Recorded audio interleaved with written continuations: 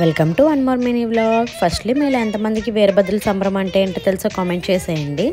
మా సైడ్ అయితే చాలామంది చేసుకుంటారు. అలానే మా ఫ్రెండ్ వాళ్ళ ఇంట్లో కూడా సంబరం ఉందంటే పిలిచారు. ఆ సంబరం ఎలా జరిగిందనేది మీరు కూడా చూసేయండి.